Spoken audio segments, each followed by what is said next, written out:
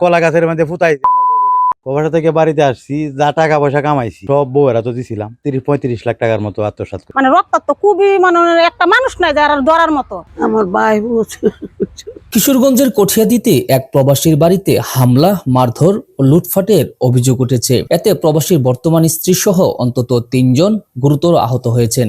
এ ঘটনায় গতকাল শুক্রবার বিকেলে ভুক্তভোগী প্রবাসী মাসুদ মিয়া বাদী হয়ে কঠিয়াদী মডেল থানায় 12 জনের নাম উল্লেখ করে লিখিত অভিযোগ দায়ের করেন। এর আগে গত 26শে মার্চ বিকেলে উপজেলার বনগ্রাম ইউনিয়নের নোয়াগাঁও গ্রামে এই ঘটনা ঘটে। অভিযোগে বলা হয়, প্রধান বিবাদী সুলতান মিয়া ও মাসুদের সাবেক স্ত্রী মোসাম্মদ অজফা খাতুনের সঙ্গে দীর্ঘদিন ধরে পারিবারিক ও সম্পত্তি নিয়ে বিরোধ চলছিল। প্রবাসে থাকা অবস্থায় মাসুদ মিয়ার পাঠানো অর্থ দিয়ে অজফা খাতুন নিজের নামে সম্পত্তি ক্রয় করেন বলে অভিযোগ রয়েছে। দেশে ফিরে সেই টাকার হিসাব চাইলে বিরোধ আরো তীব্র হয়। ভুক্তভোগীর অভিযোগ, গত 26শে মার্চ বিকেলে 4টার দিকে সুলতান মিয়ার নির্দেশে একদল লোক দেশীয় অস্ত্র নিয়ে তার বাড়িতে হামলা চালায়। তারা ঘরে ঢুকে মাসুদের বর্তমান স্ত্রী বিলকিস বেগমকে মারধর করে এবং ধারালো অস্ত্র দিয়ে আঘাত করে গুরুতর জখম করে। এ সময় মাসুদ মিয়া ও তার বাবা আব্দুল লতিফ এগিয়ে এলে তাদেরও মারধর করা হয়। এতে মাসুদের হাত ভেঙে যায় এবং 3 জনই গুরুতর আহত হন। ভাই আমি দীর্ঘদিন প্রবাসা থেকে বাড়িতে আসছি, যা টাকা পয়সা কামাইছি সব বউয়েরা তো দিছিলাম। 30-35 লাখ টাকার মতো আত্মসাৎ। কইরতে সে ক্রান্ত হয় নাই। আপনার ব্রাক অফিস থেকেও প্রায় 1.5 লক্ষ টাকা আমার বাপের জমি বন্ধক দিয়ে নেয়া তার বাইরে আর দিছি। 12-14 জন লোক ঘরের ভিতরে ঢুকে আয়া আমার সমানে কুবাইছি। এরা হলো বউয়ের বাইরা, বুঝছেন? এইভাবে কুবাইছি। কুবাইও এনতে কুলোরে আমার পাতার কুলোরে আপনার বাড়ির ফিতে নিছি নিয়ে আপনার কলা গাছের মধ্যে ফুটাইছি। তখন আমার এক ফুলা আসিল, এটা সিয়াইন মাসে, যে কারণে আমার আমার ফুফু আসিল সিয়াইন মাসে। এভাবে আমার আরেকটা ওয়াইফ আছে, এটার আপনার কুবাইয়া মাথাটার লাগিয়ে থাকে, এটা মেডিকেল আছে ভাই। এক পর্যায়ে হামলাকারীরা ঘরের আলমারি ভেঙে নগদ 41,000 টাকা, 4টি স্বর্ণের চুড়ি ও একটি চেইন সহ প্রায় 4 লাখ টাকার মালামাল লুট করে নিয়ে যায় বলে অভিযোগ উল্লেখ করা হয়েছে। আহতদের চিকিৎসার জন্য স্থানীয়রা এগিয়ে এলে হামলাকারীরা পালিয়ে যায়। তবে তাদের উদ্ধার করে কিশোরগঞ্জ সদর হাসপাতালে ভর্তি করা হয়। বর্তমানে তারা সেখানে চিকিৎসাধীন রয়েছেন।